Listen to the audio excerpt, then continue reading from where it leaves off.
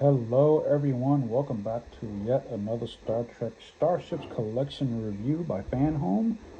This is issue number, I think, your dick. Hello everyone and welcome back to another FanHome Star Trek official Starships collection review. This is issue number 4, the USS Enterprise NCC-1701-F. This is actually an XL type edition of the ship. FanHome obviously has taken a big departure from the Eagle Moss setup in the sense of including larger XL type models within their mainline collection. So, I believe this is one of 2 or 3 that will be featured in this size, and later down the line I believe the Enterprise G will also get the similar treatment. But as such, here is the Enterprise F, and in comparison to the other boxes that you've seen so far within the collection, this one is a little bit more detailed, a little bit more glamorous, you might say. You can actually feel the lettering of the name on the box there, as well as the Star Trek franchise font branding that you see on most modern Star Trek products. Otherwise, the box is more or less the same. So I'm going to open it right up, get to the magazine that I know is inside, and then let's dive right in. All right, here's the magazine. USS Enterprise NCC-1701-F Star Trek Official Starships Collection by FanHome. And you've got a decent image of the ship on the cover, which is very reminiscent of the Star Trek Online USS Enterprise F that Eagle Moss released a long time ago. At least that's what it seems like now. And it's the same sort of positioning. Of course, you open it up. The means to attach the model to the stand, as well as the copyright information normally found on these magazines is also here, and as well as some basic spec information. Odyssey class, length 1,061 meters, acting captain Admiral Shelby, weaponry, phasers, photon torpedoes, which you would think by then, in the timeline, it would be more like quantum torpedoes would be more of a standard thing as opposed to the centuries-old photon torpedoes by that point. And the ship was decommissioned in 2401. We hardly knew you. Turn the page. We have another excellent CG rendering of the ship, as well as its brief history as seen on Star Trek Picard Season 3. And the unannotated views of the ship. Of course, the design process of the Enterprise F. And of course, its lifting from Star Trek 09, not 09, but Star Trek Online, which has existed since around Star Trek 09 or 2009, more or less. And more on that. And this article discusses the, I guess you might say, the lineage, the sort of design process, and how they tried to incorporate elements of all of the other various or the previous Enterprises, from the Sovereign class Enterprise E, of course it's my favorite, the Galaxy class, and then the other ones as well. Turn the page, more on that.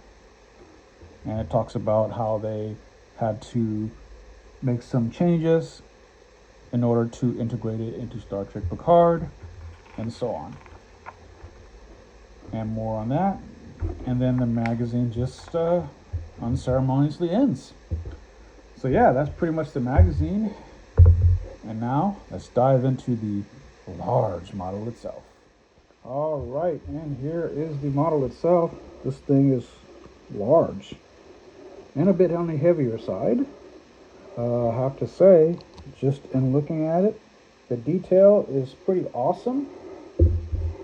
Um, the hull markings are great, actually.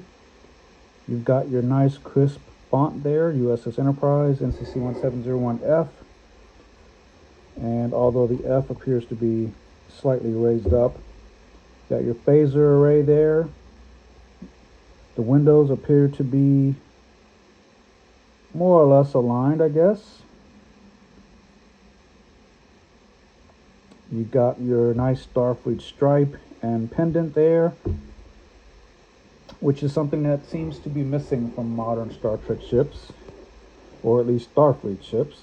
And the stripe seems to move along the dorsal section of the ship there as well.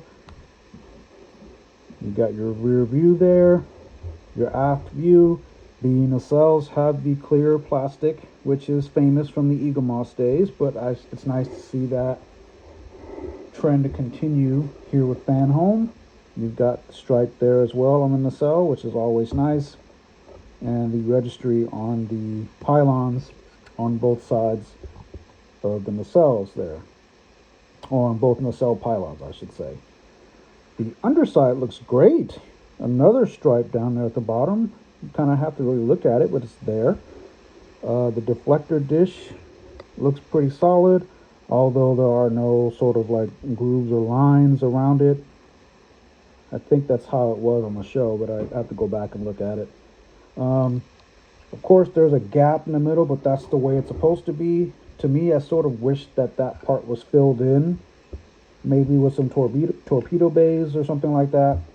But yeah, you can see where the model lines are joined right here. The majority of it is metal, actually. This is clearly metal, and this part of the star drive section is actually plastic. The nacelles, of course, being plastic. And you can see in my hand just how big it is. It's pretty awesome, actually. I was kind of looking forward to this one, but not really. I had mixed feelings about it. I guess it's because I just wish that the Enterprise E got a little bit more love, instead of them just skipping entirely over it in Star Trek Picard, at least as to its fate. Like, I would have loved to have seen that in the Fleet Museum. So, nevertheless, and of course, the Bassard collectors are nice, red, and intact. So that plastic is in there as well. The nacelles are a bit fragile, and luckily mine came in one piece. Everything looks perfectly aligned, no bents or anything like that. And I just also noticed that the registry is on the tail end of the nacelles there as well, and you can barely make it out, but it's right there. Also on the inside, wow, on the inside and outside, that's some pretty good quality and heavy detail there. But for this size, I guess that's to be expected. This is a pretty good model. I'm definitely happy with it. I'm just now obviously getting to looking at it. I've had the box sitting on the shelf for weeks now, because now I'm like 3 issues behind, as far as, at least I have two or 3 more of these models to review or look at. But yeah, I'm really happy with this one, and definitely worth your money. I think this model will set you back close to $100, about $80, I think, $85 on as part of the subscription. Maybe more if you get it from the website. That's assuming there are some left. But this is definitely a nice addition to the Starships collection. You know, I would have loved to have seen this ship see some action and get more time on screen than what we saw. I mean, it basically just made a brief cameo in season 3 of Picard in the last, I guess you might say, couple of episodes, or a few episodes of the season. So it would have been nice to kind of see this in action and kind of get a look around the ship and see who's in charge and all of that stuff. But by all intents and purposes, you know, Shelby was killed and the crew was, I guess, killed or assimilated, and the ship was just a hulk. But yeah, we hardly knew it. We never got to really see it in action, and it would have been nice to see it other than a brief little flyby that they did on screen. And of course, it comes with a stand, which does not include any name or anything on the bottom, so you got to be careful not to mix these up. And I believe it attaches to or mounts to the model like so. Pretty solid. So yeah, guys, that's the FanHome Star Trek Starship Collection USS Enterprise F seen in Star Trek Online, and most importantly, now that it's canon, on Star Trek Picard Season 3. If you have any questions or comments about it, please let me know. I'll be more than happy to answer them. Is it worth your money? I would say yes. It's one to have, especially now that this ship is considered canon. So yeah, guys, until next time, live long and prosper. And since today is May 4th, may the 4th be with you for all of my fellow Star Wars brethren out there. Catch you guys later. Bye-bye.